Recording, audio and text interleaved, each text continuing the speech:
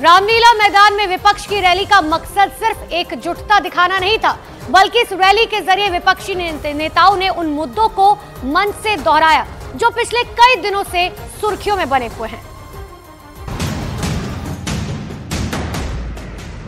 अब आते हैं उन मुद्दों पर जिसे रामलीला मैदान के मंच से दोहराया गया। विपक्ष के खिलाफ केंद्रीय एजेंसियों का इस्तेमाल, भ्रष्टाचार के इल्जाम में जानबूझकर विरोधियों को जेल भेजना, इलेक्टोरल बॉन्ड के जरिए उगाही, चुनाव में मैच फिक्सिंग। हमारी टीम में से मैच शुरू होने से पहले 2 खिलाड़ियों को अरेस्ट करके अंदर कर दिया। तो भाइयों और बहनों, ये जो चुनाव हो रहा है, नरेंद्र मोदी जी इस चुनाव में मैच फिक्सिंग करने की कोशिश कर रहे हैं।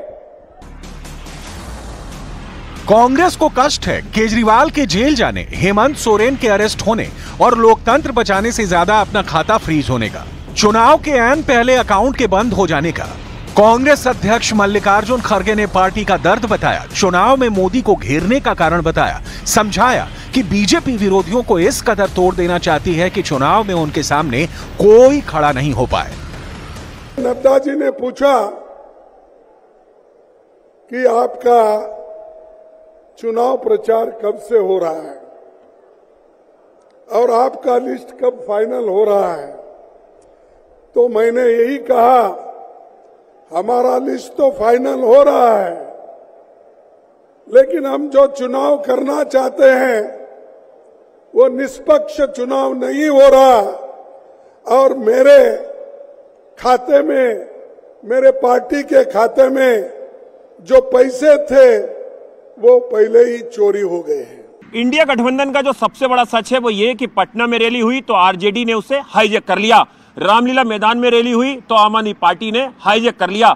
अब अगली रैली कहां होगी और किस पार्टी की मुहर उस पर लगेगी, ये देखना बहुत दिलचस्प होगा। और इस सब के बीच सवाल यह है कि रामलीला मैदान का मैसेज 2 दिल्ली दमन किस लेवल पर रंग लाएगा। विपक्ष भरा बैठा है। प्रधानमंत्री मोदी को चुनावी मोर्चे पर घेरने की अब तक की सारी नाकाम कोशिशों के बीच रामलीला मैदान का मंच विपक्षी नेताओं के लिए उम्मीद की किरण दिखी। लेकिन सवाल तो बंटवारे का है। देश के नक्शे पर समझिए, रामलीला मैदान वाली रैली के पहले इंडिया गठबंधन के नेताओं के बीच किस तरह का तालमेल जनता ने देखा।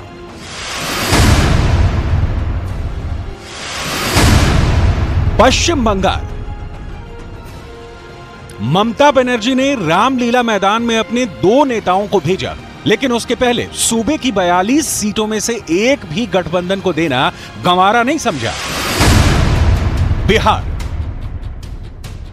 नीतीश कुमार ने विपक्षी एकता को ऐसी लंगड़ी मारी कि अब तक इंडिया गठबंधन उभरता हुआ नजर नहीं आ रहा।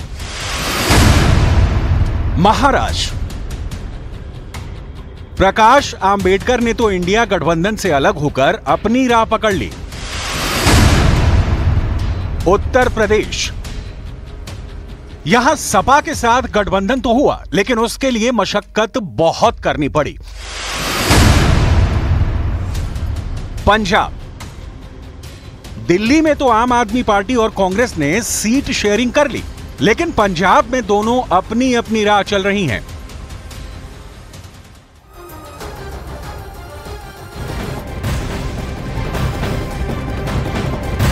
और एक बड़ी खबर आपको पश्चिम बंगाल से बता दें। पश्चिम बंगाल की मुख्यमंत्री ममता बनर्जी ने कांग्रेस और लेफ्ट पर बहुत बड़ा हमला बोला है। पश्चिम बंगाल के नडिया में प्रचार के दौरान ममता बनर्जी ने कहा कि कांग्रेस और लेफ्ट पार्टियों को वोट देने का मतलब है बीजेपी को वोट देना। ममता बनर्जी ने कहा कि टीएमसी राष्ट्रीय स्तर पर आईएनडीए के साथ है, लेकिन बंगाल में सीपीएम, कांग्रेस, बीजेपी उनके खिलाफ लड़ाई लड़ रहे हैं।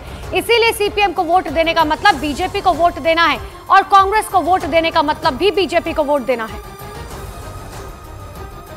ऑल इंडिया অ্যালায়েন্স আমি তৈরি করেছি, নামটাও আমার দেয়া, ভোটের পরে আমি দেখে নেব। কিন্তু বাংলায় সিপিএম কংগ্রেস বিজেপি আমাদের বিরুদ্ধে লড়াই করছে। সিপিএম কে ভোট দেওয়া মানে বিজেপি के ভোট দেওয়া, कांग्रेस के भोट दिया माने बीजेपी के भोट दिया। विपक्ष के पास मुद्दे हैं लेकिन उसे भुनाने की सियासी दम अब भी वो नहीं दिखा पा रही। राष्ट्रीय जनता दल के नेता तेजस्वी यादव के पास रामलीला मैदान में कहने के लिए बहुत कुछ था, लेकिन जो कहा वो सिर्फ पीएम नरेंद्र मोदी के खिलाफ।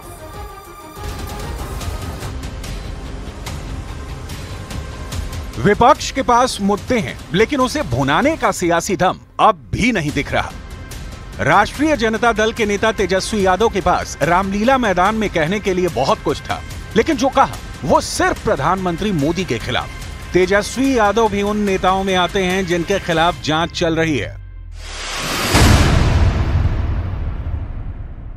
सब लोग एकजुट हुए हैं देश के लोकतंत्र, देश के संविधान, देश के भाईचारा को बचाने के लिए। जिस हिसाब से देश में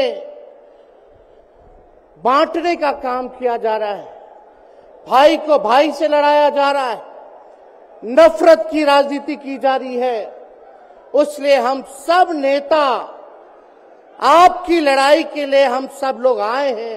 रामलीला मैदान में इंडिया गठबंधन की रैली के ठीक 1 घंटे के बाद मेरठ में प्रधानमंत्री नरेंद्र मोदी की रैली हुई। इस रैली में प्रधानमंत्री नरेंद्र मोदी ने इंडिया गठबंधन पर भ्रष्टाचार के मसले पर जमकर हमला बोला। उनका मैसेज लाउड एंड क्लियर था, नतीजा चाहे जो भी हो, प्रधानमंत्री नरेंद्र मोदी का अभियान रुकेगा नहीं। रामलीला मैदान की रैली में जो पहुंचे या जिन्होंने टीवी पर इसका प्रसारण देखा या रेडियो पर नेताओं की वाणी सुनी, उन्हें याद आ रहा होगा 10 साल पहले प्रधानमंत्री नरेंद्र मोदी ने कहा था, ना खाऊंगा ना खाने दूंगा। और यही बात 10 साल बाद भी पीएम मोदी दोहरा रहे हैं। करप्शन के खिलाफ मोदी रुकेगा नहीं, झुकेगा नहीं। लिहाजा मैसेज साफ है कि जिनके खिलाफ जांच चल रही है वो बख्शे नहीं जाने वाले। प्रियंका गांधी वाड्रा ने वो मांगे पढ़ी जो रामलीला मैदान में रखी गई। प्रियंका गांधी ने वो स्क्रिप्ट पढ़ी जिसे गठबंधन ने तैयार किया है। सत्ता सदैव नहीं रहती, सदैव नहीं रहती सत्ता। सत्ता आती है, जाती है, अहंकार चूर चूर होता है एक दिन।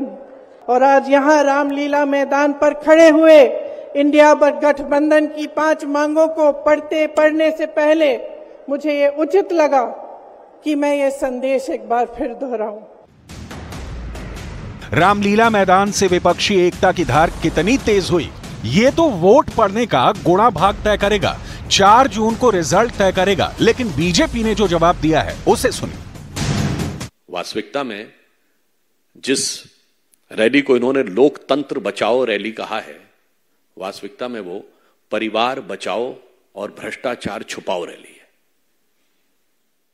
मैं पुनः कह रहा हूं, यह तथाकथित लोकतंत्र बचाओ रैली वास्तविकता में परिवार बचाओ भ्रष्टाचार छुपाओ रैली है, क्योंकि सभी भ्रष्टाचारी एक दूसरे का साथ देते हुए भ्रष्टाचार के भाईचारे में एक साथ हैं।